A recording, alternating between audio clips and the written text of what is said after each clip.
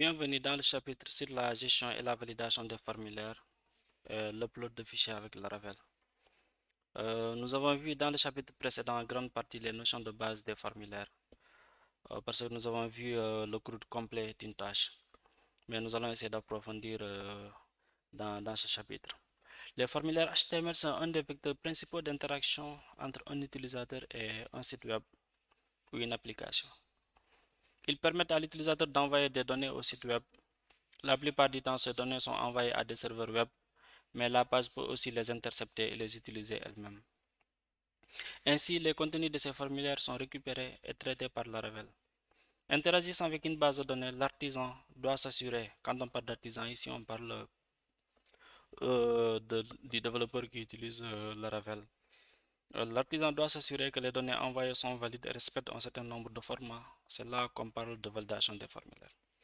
HTML propose par défaut des contraintes de validation avec certains attributs comme required, min, max length, steps qu'on pourrait utiliser sur différents inputs, etc.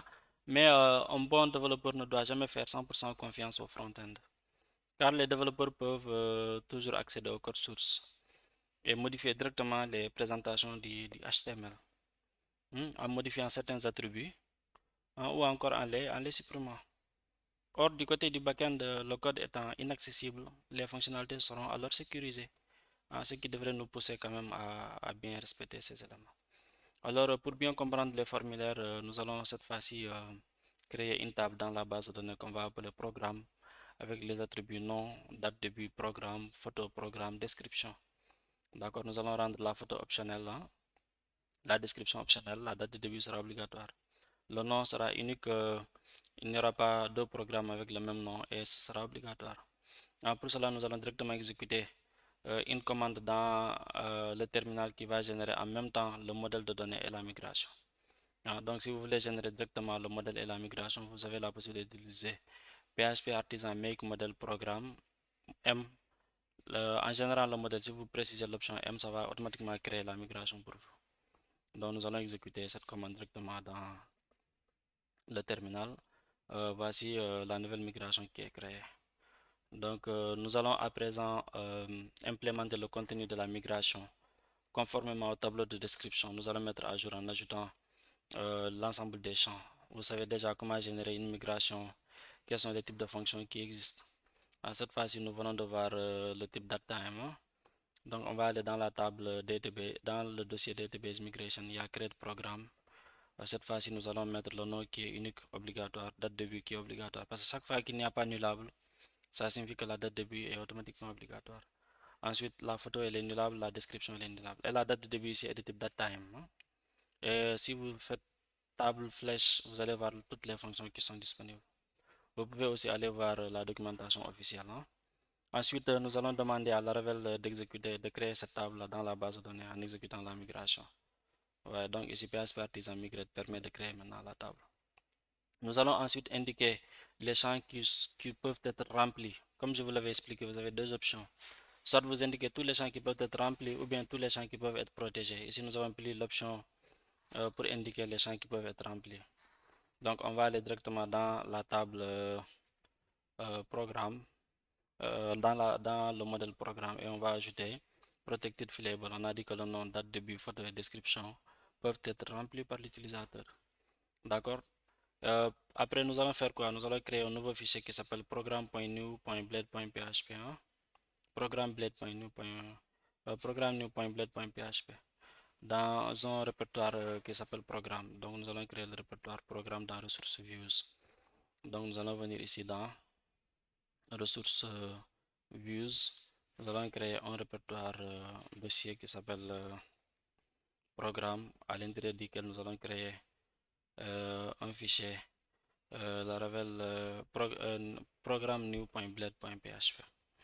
Donc maintenant que la page elle est créée, nous allons lui demander d'étendre directement le template comme on l'avait vu.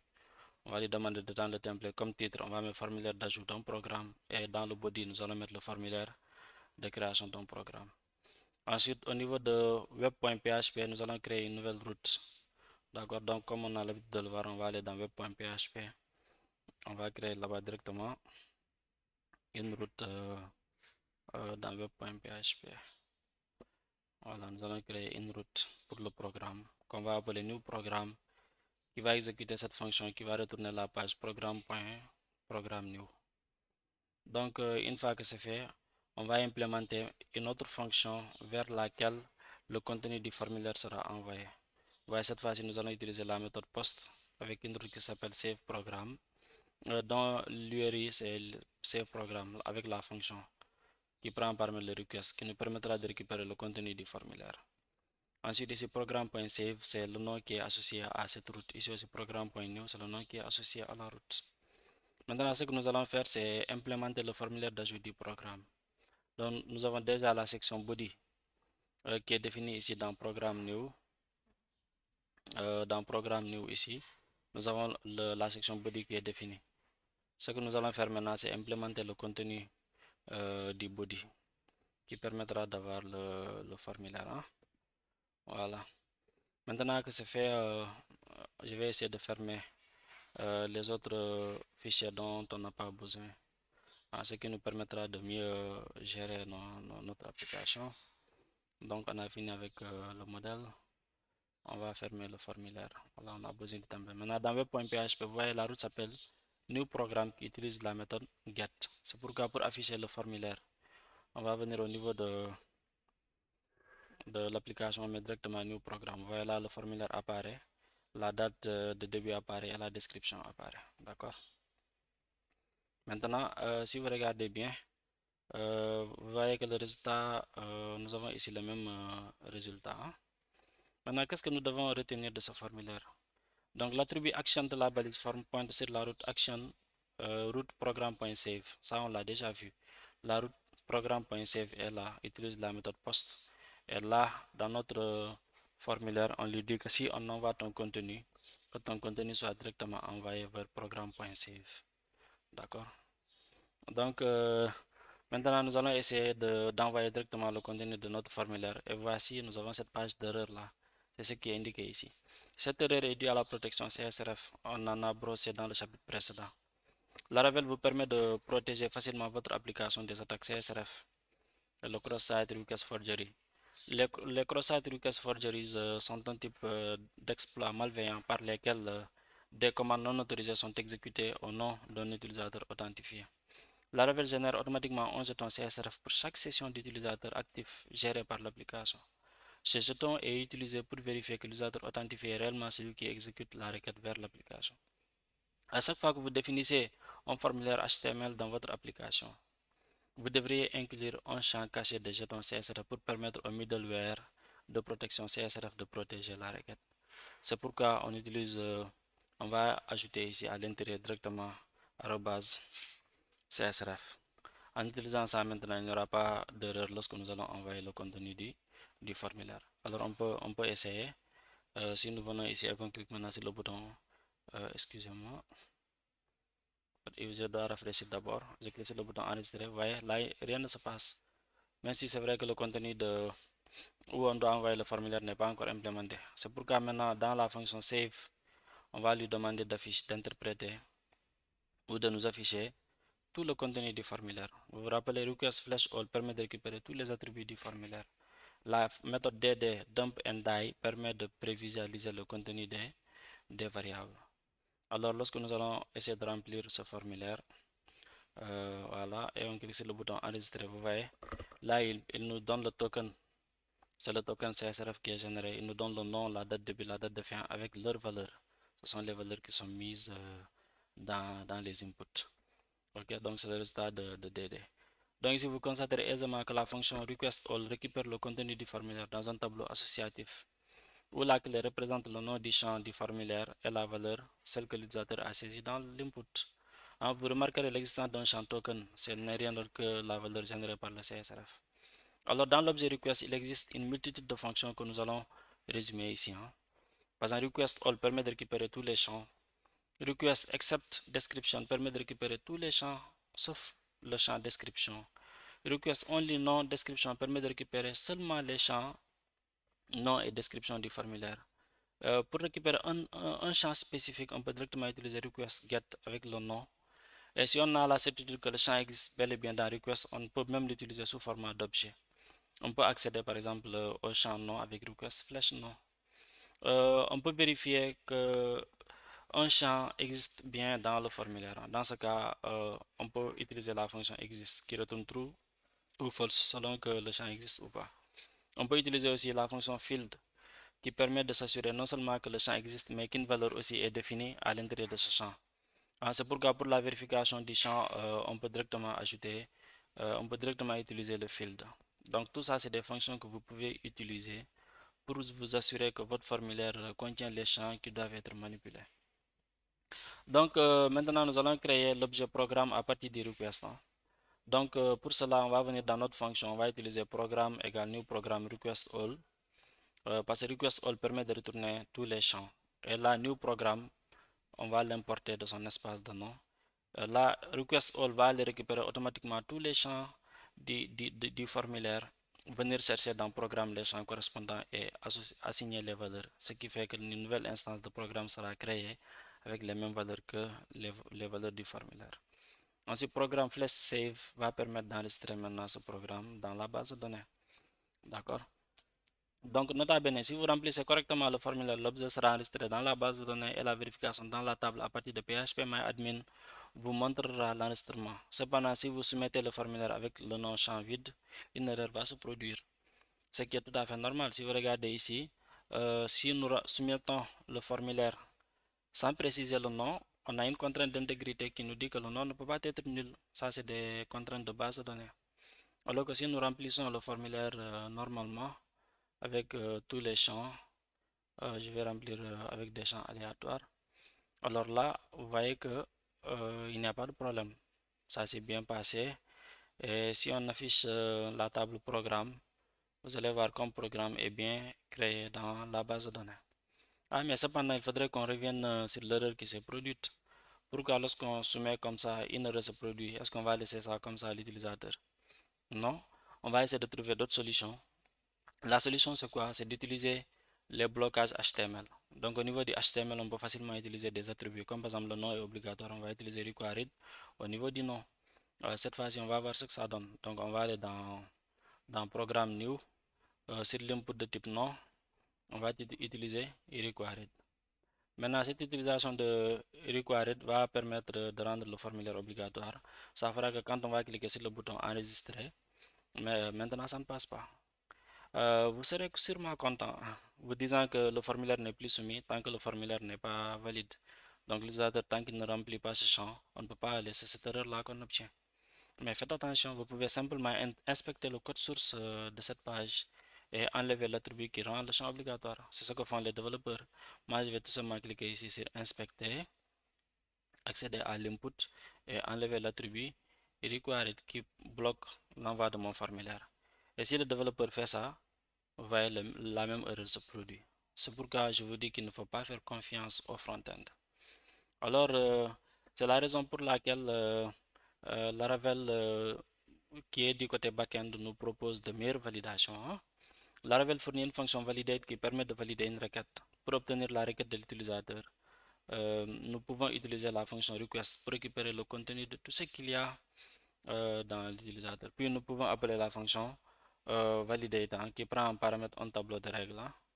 Alors les règles de validation, si on devrait les définir, c'est quoi selon la documentation de Laravel? Les règles de validation disponibles par défaut sont décrites dans la documentation de Laravel, hein. Je vous conseille de regarder les différentes possibilités. Il y a de fortes chances pour que ce que vous cherchez soit déjà disponible dans cette documentation, hein. Nous sommes intéressés par la règle required qui permet de vérifier que le champ est présent et non vide. Nous sommes également intéressés par la règle unique pour vérifier que la valeur du champ n'est pas déjà présente dans la base de données.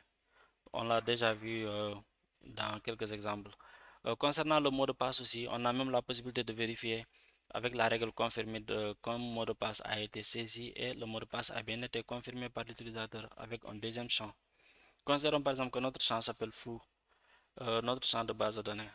Maintenant, derrière, il faudrait créer dans l'input un deuxième champ qui s'appelle foo confirmation. Derrière, Laravel pourra automatiquement vérifier grâce à confirmer sur foo s'assurer que c'est la même valeur qui est saisie aussi bien dans foo confirmation que dans l'input foo. Nous pouvons également ajouter une règle pour un minimum de caractères dans le champ mot de passe par exemple. On peut mettre min 2.10 ou bien min 2.8 pour dire que dans ce champ il faut saisir au minimum 8 caractères. On peut aussi mettre max, on peut même mettre des validations aussi sur plein d'autres éléments. Passons maintenant aux choses sérieuses. Nous allons implémenter la validation du formulaire conformément aux contraintes qu'on a établies dès le début de ce chapitre. Donc nous allons maintenant utiliser les règles de validation qui vont dire que le nom est obligatoire, doit être unique aussi dans le nom du programme. La date de début est obligatoire, doit être une date, la description aussi est obligatoire. Donc nous allons venir dans web.php. Avant de sauvegarder le programme, nous allons lui demander d'ajouter ces contraintes. D'accord.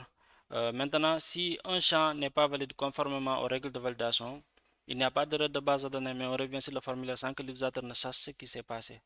Voyez donc ici maintenant, même si je renvoie mon formulaire, il n'y a pas de, je ne remplis pas le champ. Je peux même inspecter ici. Je peux même utiliser espace qui est vide aussi. Je clique, ça ne passe pas. L'utilisateur revient sur le formulaire, mais il ne sait pas ce qui s'est passé. C'est la raison pour laquelle dans notre formulaire, nous allons ajouter le row qui est là. On va ajouter ce code-là juste dans l'entête du programme, à l'intérieur du row. Donc cela va permettre de parcourir l'ensemble des erreurs qu'on a vues dans le chapitre précédent. On pourra récupérer l'ensemble des erreurs de formulaire et les afficher. Ce qui permettra maintenant, lorsque je ne mets rien dans ces champs et que je clique, il dit que le nom est obligatoire, la date de début est obligatoire, la description est obligatoire. N'est-ce pas? Donc maintenant, nous avons le résultat suivant quand on soumet le formulaire. On est content, l'utilisateur est content. Mais attention, quand on fait du développement web, on doit mettre en avant l'expérience utilisateur. Ici, on indique à notre utilisateur que tous ces champs sont obligatoires, mais imaginez qu'il y ait énormément de champs ici. Comment l'utilisateur pourra parcourir les champs pour savoir les champs qui ont rencontré des problèmes ou pas, alors qu'ici on a mis seulement nom, date de début, description. C'est pourquoi pour améliorer l'expérience utilisateur, déjà, on revient sur le fait que le formulaire soit vide. Imaginez que moi j'avais saisi ici des valeurs. Je vais créer un programme. Vous savez que le même programme ne devrait pas être dupliqué. Alors j'enregistre ici. Le programme est ajouté. Je reviens encore avec le même programme. Je veux ajouter. Là, il dit que le nom a déjà été pris. Mais pourquoi il a vidé mon formulaire avec la date, la description, toutes les valeurs que j'ai saisies? Ce n'est pas bon en termes d'expérience utilisateur. C'est la raison pour laquelle Laravel nous propose la méthode hold qui permet directement de remplir le formulaire avec les anciennes valeurs. Et ça aussi, on l'a déjà broché dans le chapitre précédent. D'accord. Donc, nous allons ensuite personnaliser les erreurs en ajoutant is invalid. D'accord. Donc, ce arrobase, ici, on va ajouter ça dans la classe de chaque input, ce qui permettra d'améliorer l'expérience de l'utilisateur. Lorsqu'une erreur se produit sur un champ, c'est ce champ-là qui sera directement entouré et l'erreur sera montrée à l'utilisateur. D'accord, donc ensuite, en bas du champ, on peut directement afficher le message. Si vous vous rappelez, je vous avais parlé de arrobase error qui permet d'afficher un message d'erreur spécifique lorsque un input rencontre des erreurs. Donc nous allons utiliser combiner tout ça, ce qui va nous donner ce formulaire final. Ici, on va utiliser arrobase csref, on va utiliser value égale old no qui permettra de récupérer la valeur de l'input. Lorsque l'utilisateur envoie le formulaire et qu'une erreur se produit, l'utilisateur n'aura pas à ressaisir. Il pourra seulement modifier et ajouter de nouvelles fonctionnalités.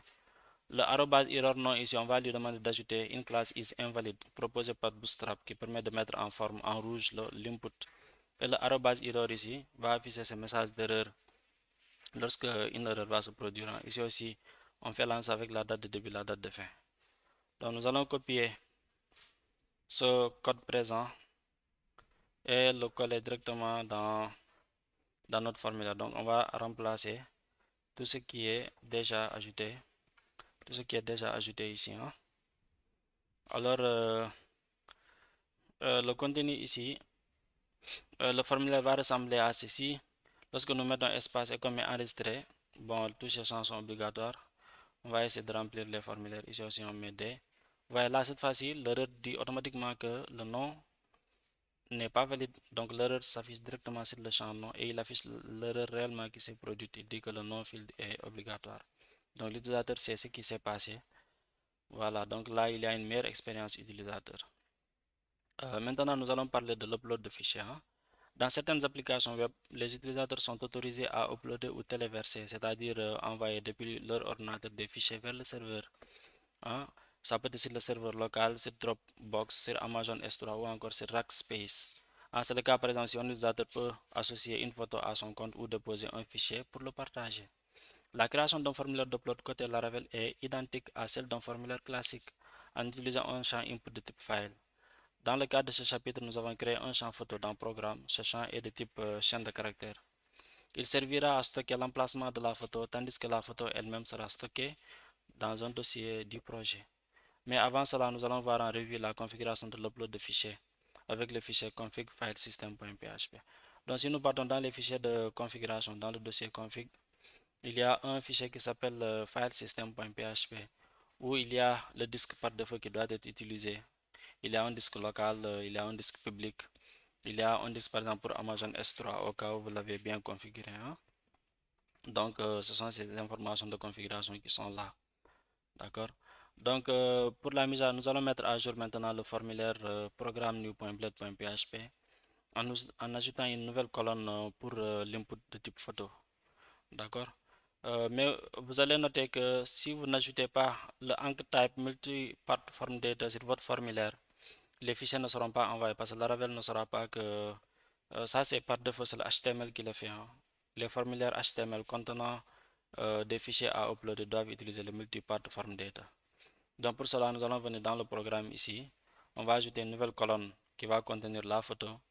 On va ajouter aussi le anchor type multi-part form data ici directement au niveau de la balise form. En faisant ça, notre formulaire saura qu'il doit envoyer un fichier vers le serveur. Si nous rafraîchissons notre formulaire, nous allons voir maintenant qu'il y a un input qui demande de choisir la photo, hein. D'accord. Donc, je vais essayer de revoir les configurations. On n'a rien changé des configurations. D'accord. Donc, vous avez la possibilité de rajouter toutes les contraintes de validation sur l'image comme on l'a fait avec les autres champs. Donc, ici, maintenant, nous pouvons rajouter directement une contrainte de validation sur la photo, comme on l'avait fait avec les champs nom et les champs nom, description, etc. Donc, on pourrait directement ajouter une contrainte sur la photo. Là, on dit que la photo doit être une image et la taille maximale est de 1024 kilo dans un mégabit. Si l'utilisateur dépasse cette taille de fichier, le fichier ne sera pas traité, hein. Il va indiquer à l'utilisateur qu'il a dépassé la taille maximale, hein. Vous voyez comment c'est important. Maintenant, nous allons créer le programme en excluant la photo. Parce que si nous créons une nouvelle instance de programme, comme la photo doit être interprétée, c'est pourquoi nous allons lui demander d'utiliser except photo. Donc là, il va créer une nouvelle instance de programme sans photo. Je vous avais déjà parlé de toutes ces fonctions-là. D'accord. Maintenant, ce qu'il faut faire, c'est nous allons prendre le reste du code, hein. Donc, vous pourrez tout simplement remplacer tout le code qui est là avec le code que nous avons à disposition. D'accord. Donc, qu'est-ce qu'on fait d'abord? On utilise dans request, il y a une fonction file qui permet directement de récupérer le fichier. Le fichier, donc notre fichier s'appelle photo. Quand on met request file, il va aller récupérer le fichier photo. On pourrait récupérer l'extension de ce fichier en utilisant le get client original extension. On peut récupérer, euh, regardez ici par exemple, request file photo. Dès qu'on a l'instance de la photo, on peut appeler la fonction store as qui permettra de stocker la photo dans quel répertoire? Dans le répertoire public uploads programme. Là, on va lui demander de donner un nom unique et de concaténer avec l'extension du fichier. Derrière, cette opération de sauvegarde va retourner l'emplacement du fichier. Et nous allons lui demander de stocker cet emplacement-là dans la base de données. Sachant que le fichier est stocké dans le répertoire public uploads programme et ce lien qui sera généré, c'est ce lien-là que nous allons stocker dans la photo. Ça nous permettra d'accéder directement à la photo, hein, grâce au lien de l'emplacement. Ensuite, on va lui demander de sauvegarder le programme. Alors, nous allons essayer de créer une tâche. Je vais l'appeler tâche 1 Date de début de la tâche, je mets les informations, description, je mets desk. Et je vais aller choisir une photo dans mon répertoire de téléchargement. Je mets la photo par exemple de dual screen. Et là, je clique sur enregistrer. Vous allez voir là que la photo elle est créée. Si je viens dans la base de données, dans le programme, vous voyez, il dit que le répertoire où le programme est installé, c'est public uploads programme avec le nom du fichier qu'il a généré.png. Et là, si nous venons dans le répertoire storage app public upload programme, nous allons trouver le fichier. C'est ce que je vous avais expliqué. Laravel fait l'upload directement par défaut dans le répertoire storage app. D'accord. Et derrière, nous ne pouvons pas accéder aux fichiers qui sont stockés dans ce répertoire, ce répertoire storage. Nous, les dossiers qui nous sont accessibles sont stockés dans le répertoire public. Alors, pour retrouver ces fichiers dans le répertoire public, Laravel propose l'exécution de cette commande php artisan storage link qui permettra de créer un lien symbolique. Si vous regardez maintenant, on a un nouveau dossier qui se trouve dans le répertoire public qui s'appelle storage upload programme avec le nom, le nom de notre programme. Ouais, donc c'est ce que nous venons de faire ici. Donc nous venons de voir comment on peut faire l'upload de fichiers.